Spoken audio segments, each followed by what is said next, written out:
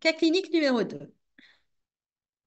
Vous recevez un nourrisson de 3 jours qui est né par voie basse, amené par ses parents suite à l'apparition de sécrétions verdâtres bilatérales avec un œdème des paupières dans un tableau fébrile avec une tétée difficile.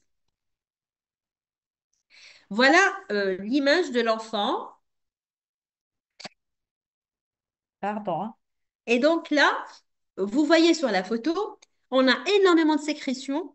Et si vous regardez, vous avez des sécrétions qui collent les cils. Et en plus, vous avez comme des croûtes tout autour du visage de l'enfant qui descendent jusqu'au niveau de la joue. L'atteinte, elle est bilatérale et il y a une difficulté à ouvrir les yeux. Voilà. Et donc là, les parents, ils se sont inquiétés. Quelles sont les questions qu'on va poser? Voilà. Qu'est-ce que vous allez poser comme question aux parents pour orienter votre diagnostic? Allez, on va voir un petit peu vos réponses. Donc, on est bien d'accord que c'est une infection néonatale, mais les infections ne se ressemblent pas. Voilà, c'est ça, exactement. On va rechercher cette infection maternelle. On va rechercher une infection au niveau de la filière génitale. J'ai eu une fois un cas comme ça où la maman savait qu'elle avait une infection et qui a refusé de le dire parce qu'elle ne voulait pas la césarienne. Et elle n'a pas dit, elle savait qu'elle était malade, mais elle ne l'a pas dit. Comme elle était déjà sous traitement, ça ne se voyait pas trop.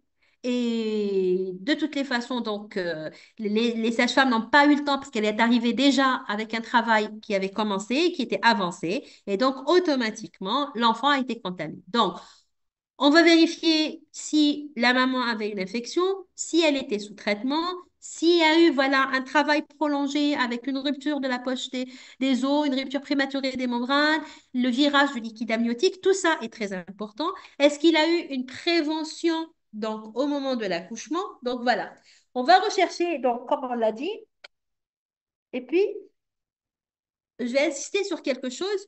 Pensez à poser la question sur le comportement et les antécédents du papa. On a tendance à ne pas y penser, mais les comportements à risque du conjoint peuvent être, eux, responsables de la contamination de la maman par une MST et la maman n'est pas au courant. Donc, ce serait une découverte fortuite.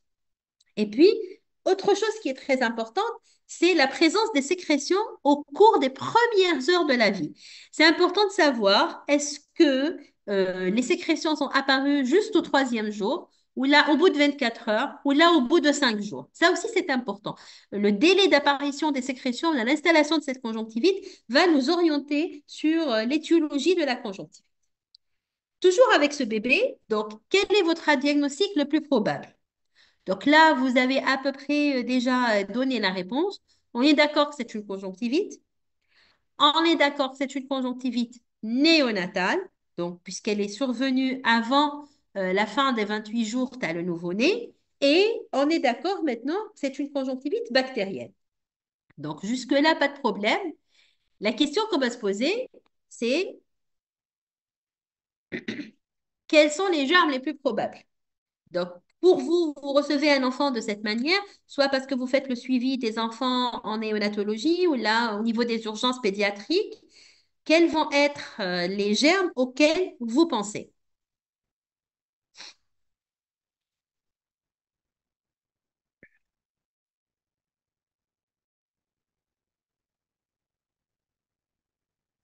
Alors, le premier germe auquel on pense, on est tous d'accord, c'est le gonocoque. Donc, Neisseria gonocoquae, je ne sais plus comment ça se prononce, gonorrhée. Voilà, Neisseria gonorrhée, c'est le premier germe en matière de virulence. C'est le germe le plus virulent en ce qui concerne les conjonctivites néonatales. Et voilà, j'attendais le deuxième. Le deuxième, c'est le chlamydien. Donc, même en Algérie, ça c'est les données de l'OMS, mais même en Algérie, voilà ce que vous allez avoir comme germe. Vous avez le chlamydien qui est le plus fréquent, mais dans les lésions sont bénignes, et vous avez le Neisseria gonorrhée qui est le deuxième en termes de fréquence, mais qui est le plus sévère. Maintenant, je n'ai pas mis les autres germes, mais il faut savoir que dans certaines situations, l'enfant peut être contaminé dans la salle d'accouchement. Ça devient une infection nosocomiale. Et là, on peut avoir des germes un peu plus habituels, tels que le strepto, par exemple l'Escherichia coli. Vous pouvez avoir un staff. Là, ça va être transmis par les mains de la personne qui s'en occupe. OK? Et donc, c'est pas le chlamydia, c'est le sérotype qui est responsable donc des MST et non pas celui qui est responsable du trachome, hein, d'accord? Parce qu'on a quatre sérotypes au niveau du chlamydia. Donc, pensez aussi, quand vous recevez un enfant, et à poser la question, par exemple, est-ce qu'au moment de la naissance, il y avait plusieurs enfants qui sont nés en même temps? Est-ce qu'on l'a mis sur la table chauffante? Ça a été nettoyé? Bon, en général, la maman, elle ne peut pas vraiment vous dire. Elle était déjà assez fatiguée juste après l'accouchement. Mais si un enfant a été hospitalisé 24 heures dans un service de néonat, s'il a été mis dans une couveuse, s'il a reçu des soins particuliers, ça peut être responsable d'infection nosocomiale. Alors, comment s'orienter entre chlamydia et Neisseria? Alors, il faut savoir que le Neisseria va avoir une expression plus rapide que le chlamydia. Maintenant, si jamais l'enfant il vient, il a juste 2 jours d'âge, 3 jours, c'est plutôt en faveur du gonocoque. Maintenant, s'il vient au bout de 6 jours, 7 jours, là, ça va être plutôt le chlamydia. Qu'est-ce que vous allez faire si vous suspectez maintenant une conjonctivite néonatale bactérienne à un de ces deux germes? D'accord? Donc, vous êtes tous d'accord pour mettre un traitement antibiotique Colir.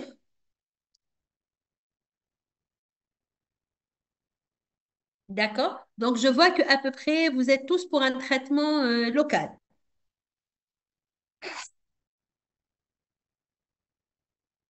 Alors, laissez-moi vous dire que non, vous ne mettrez pas un traitement local.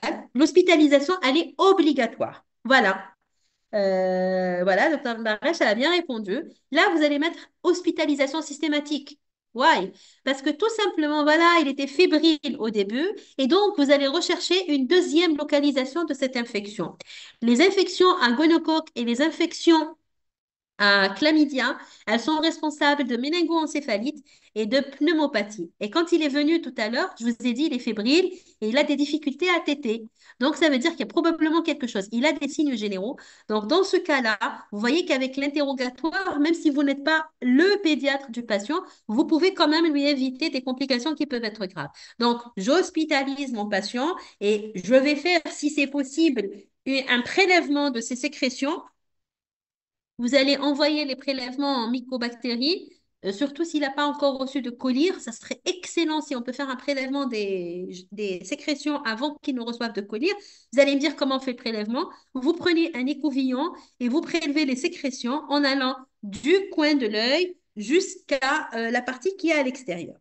Alors, c'est vrai que là, je vous ai mis ce qui est recommandé dans la littérature face à une conjonctivite à chlamydia ou bien un gonocoque. Personnellement, nous, on utilise en général la ceftriaxone, hein, en collaboration avec les pédiatres. Généralement, l'hospitalisation se fait en pédiatrie ou en néonat. On ne la fait pas à notre niveau. Et vous donnez l'antibiotique à large spectre le plus disponible. D'accord? Donc là, c'est très important de garder en tête qu'une conjonctivite néonatale, d'abord, c'est une infection très grave sur le plan oculaire parce qu'il peut perdre les 2 yeux par endophthalmie et une phtise du globe, mais surtout, c'est qu'on peut avoir un décès dans les 3 4 jours à cause d'une méningite, méningoencéphalite, un abcès cérébral ou bien une pneumopathie sévère. Gardez aussi à l'esprit qu'on va avoir des facteurs favorisants, une prématurité, un petit poids de naissance, un retard de croissance, une mère immunodéprimée, une mère qui était diabétique, donc on va avoir un enfant qui va peut-être un gros poids de naissance avec des facteurs d'immunodépression. Donc tous ces facteurs-là vont faire qu'il faut mieux hospitaliser un enfant. Votre rifamycine, il fallait la donner en prévention. Ce n'est plus maintenant qu'on la donne.